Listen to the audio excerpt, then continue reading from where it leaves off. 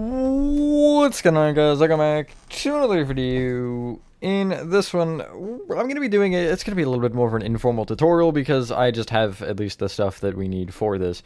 But I'm going to be kind of going over all the basics and things you need to know about the /fill command. Now, /fill is one of the most useful things, and I will also mention before I say anything else, this is for Bedrock Edition.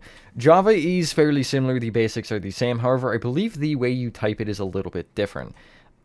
Although Java is very nice with the way that it gives you the little inputs of what you can do, because it almost appears in the chat like it's trying to predict what you're going to do, which is helpful. Bedrock sort of does that, I'll explain that later though.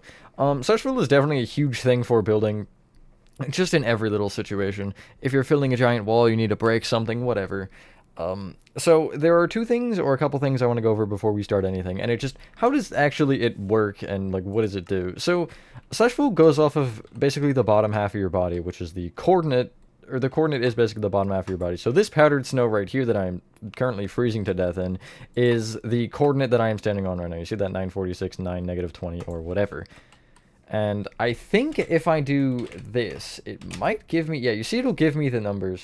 I think that is of the block I am looking at, though. Yeah, it'll give you the number of whatever you're looking at. So if I look at that in theory, I don't know if it would do the same. It would just give me tildes because it's too far. But if I get closer, you'll see my coordinate is, 969, whatever. It'll go 973. And if I check, that is 973, yeah. So it does kind of give you input of what you're looking at if you're within the, I believe, range to where you can break it. Now, the other thing I want to talk about is there is this setting right here. There's two settings that are important for this. One is in Creator, and it is this one. Enable Copy Coordinate UI. This allows me to go Control-Alt-C, and it'll copy that. Or alternatively, clicking this button right here will copy it. And then this will paste into the chat if I spam it. I don't know why that was a lot of, yeah, that's a lot of numbers. The other one is actually in the settings of the world. And it is simulation distance right here. You can't edit it while you're in for some reason. I don't know why. But basically, simulation distance is how many chunks /fill will work. And it's not specifically for /fill, but it's basically how far it simulates. You can't fill over that line for some reason. So if you're on like Switch or phone or something and you notice it's very low, that is very infuriating for sure.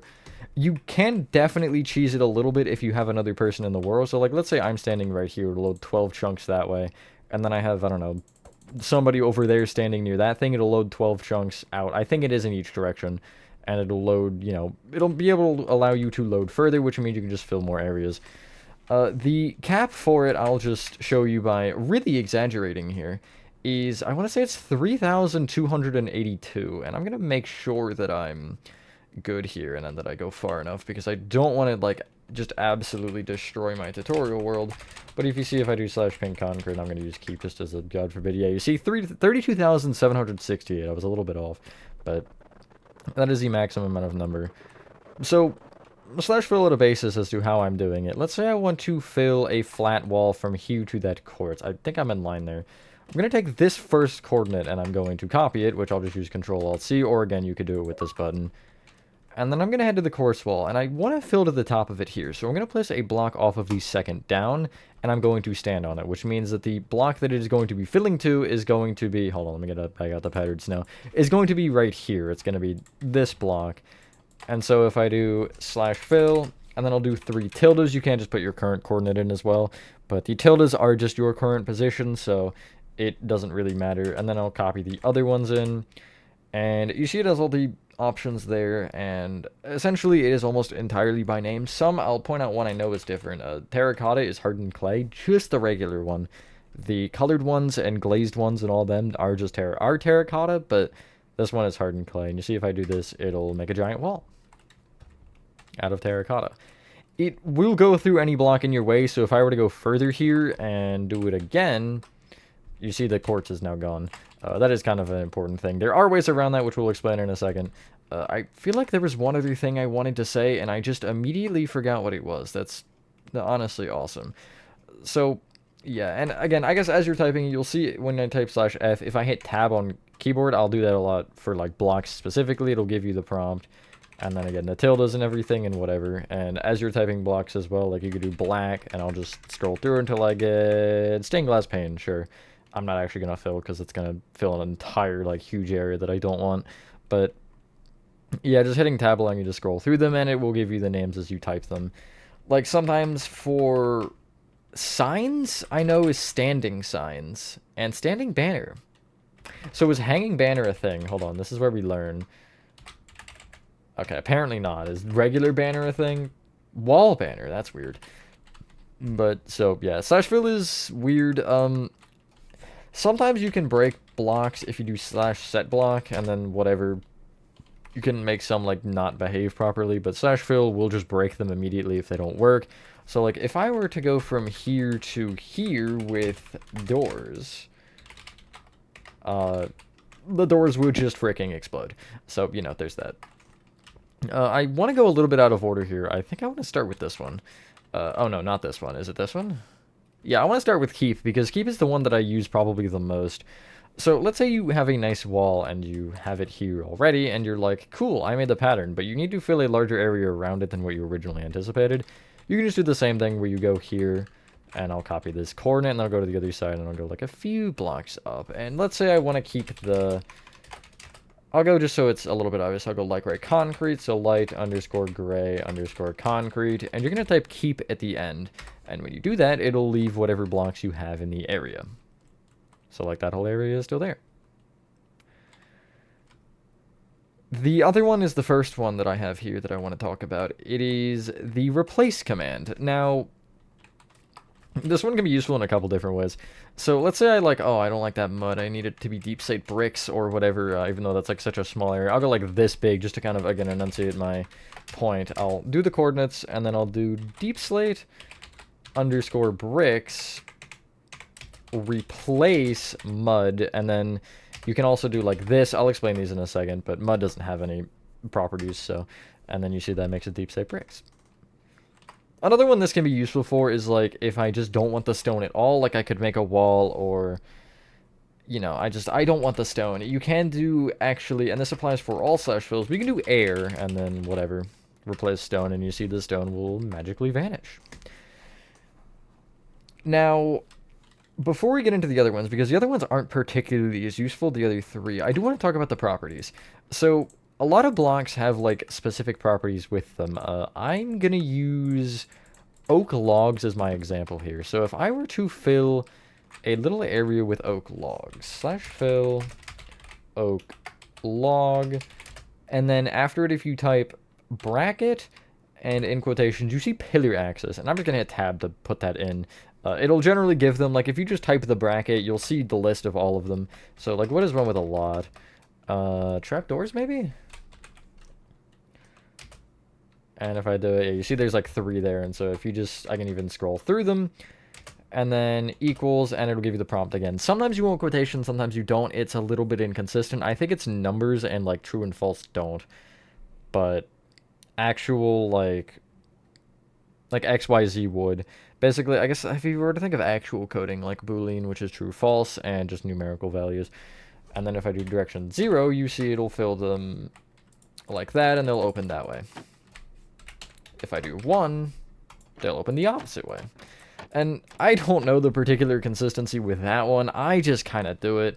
And you can also stack these. So I can do that, and then I'll have, after the 1, I'll do a comma, and then I can do open bit equals true, and you see if I do it now, they'll all be opened. And just because I'm feeling a little extra to, again, prove my point, I'm going to add a comma. I need to destroy that first. Upside down bit equals false. And that won't change anything, but I'll do true to actually change something. But yeah, and then you just see you can stack those pretty much infinitely.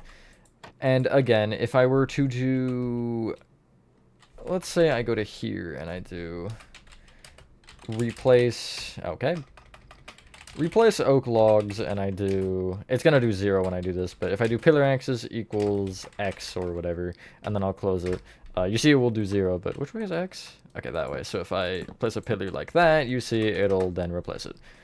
Definitely very useful for certain situations, especially if you have a block that you don't like.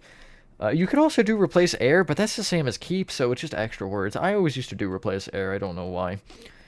But, yeah. Anyway, back to the extra things. There's 2 here. There's hollow and outline, which do a very similar thing, except hollow works differently. So if I were to go here, Hollow is essentially, it creates a giant box and with, you know, the block as all sides, but hollows out the center, which will include removing blocks. So you see here, I have all this, and I'll go up here, and I'll do, what can I do that's a really stupid block? I can do magenta glazed terracotta, and then I'll add hollow on it, and you see they all face the same way. Whoa, that is actually crazy looking. But regardless, anyway, you see if I go inside, everything that I had here is gone. Such a shame.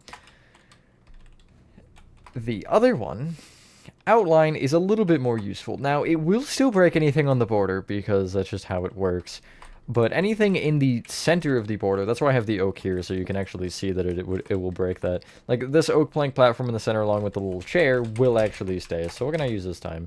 Just trying to go off something goofy. I don't want to use concrete powder. I can't use something with gravity.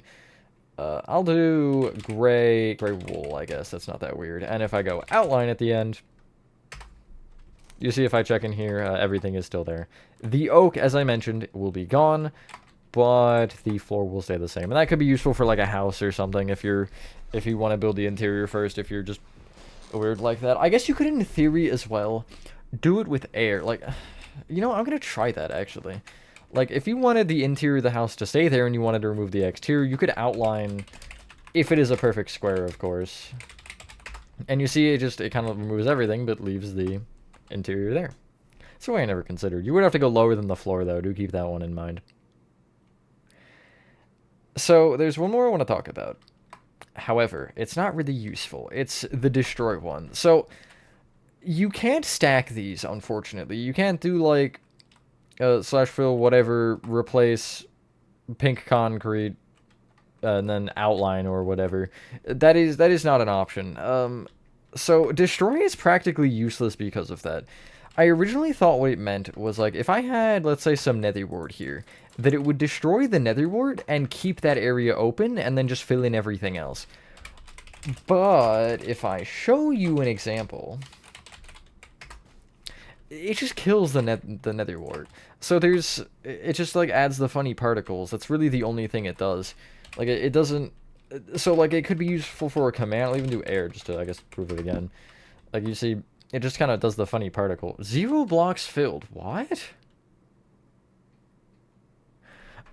That's weird. Okay, that is strange.